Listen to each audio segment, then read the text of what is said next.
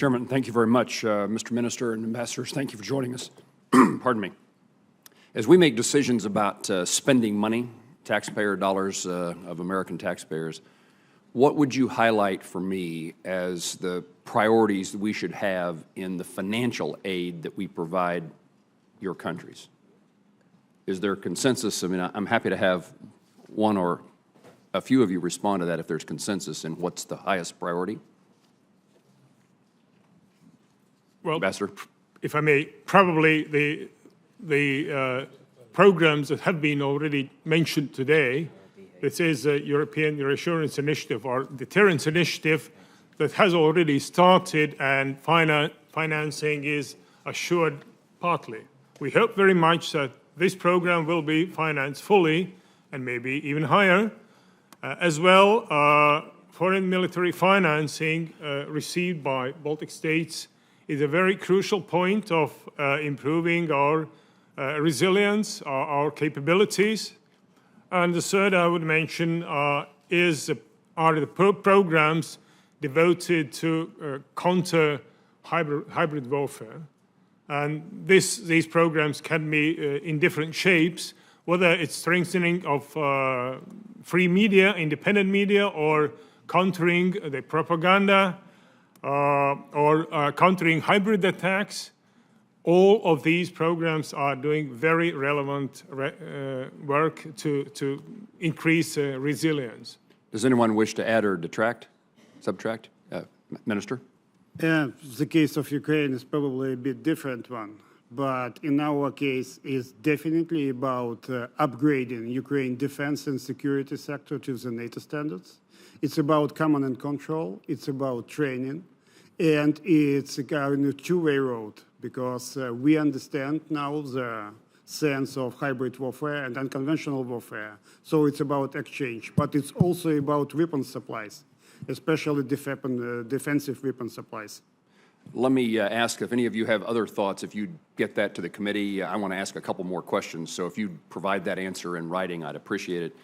There are some EU members that are chafing at the continued imposition of sanctions against Russia. In your estimation, what do we need to do to keep EU unified in its support for those sanctions, and how significant is it that the United States continue its sanctions in that effort? Senator, as long as we keep to the principle of Minsk agreements, there will be unity, and on both sides of the Atlantic, in the European Union and the United States. So this is a very clear message we should send to Russia, that Minsk is the basic fundamental agreement that has to be fulfilled by all parties. And as long as this is done, as long as this is not done, the sanctions should continue. If I may, Senator, I would add that as long as U.S. is strong on sanctions, and we understand that that's the strongest tool we have in our toolbox, so that will unite Europe also. So this strength we are having here. U.S. leadership, if I can paraphrase, U.S. leadership matters in this regard. Thank you. Let me ask a question about energy. There's a RAND Corporation study that indicates Estonia, Latvia, and Lithuania and Poland are among the EU members most vulnerable to a problem with energy if Russia would take certain actions. And yet there's a 2014 European Commission study that says that there are cooperative measures among the EU that could significantly reduce the impact of any short-term cutoff of supplies of energy. Are those measures in place, the things that are thought that could reduce the implications of an energy cutoff? Is the EU taking the steps necessary to mitigate the damage? I would say that building LNG terminal in Klaipėda in Lithuania and building a LNG terminal in Poland changes situation quite substantially, especially for Lithuania and Baltics. We do believe now we are strengthening our interlinkages between Latvia, Lithuania, and Estonia. So we are able to get gas from anywhere, including LNG from United States, what I do expect to see in the future. So it's no longer possible for Russia to, blackmail us on the gas.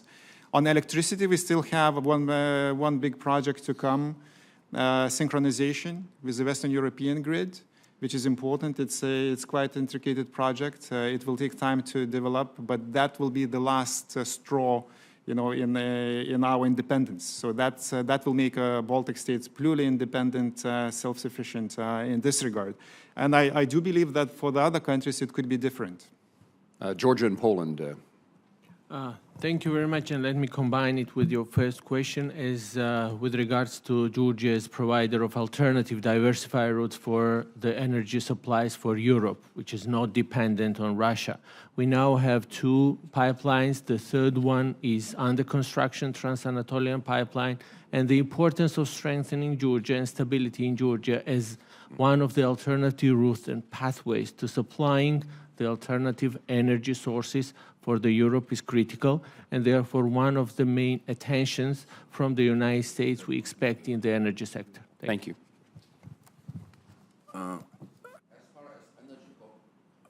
As far as energy cooperation is concerned, I believe, and we believe in Poland, that it should be based on mutual benefits. So it should be beneficial for those countries who cooperate, like the United States and countries of Central Europe.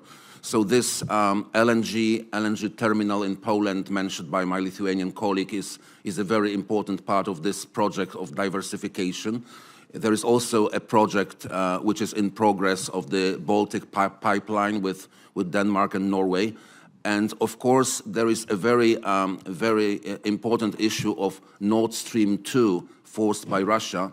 And this is, a project which divides, European Union partners, because of course now it's suspended for some time. But this is actually, interesting that as far as energy is concerned, the European Union should be also the energy union. This is an idea very much, very much advertised by Poland, that the European Union, if it's not an energy union, there is no union. So we really, think about diversification and cooperation with the United States, especially as far as LNG is concerned, is very important for Central Europe.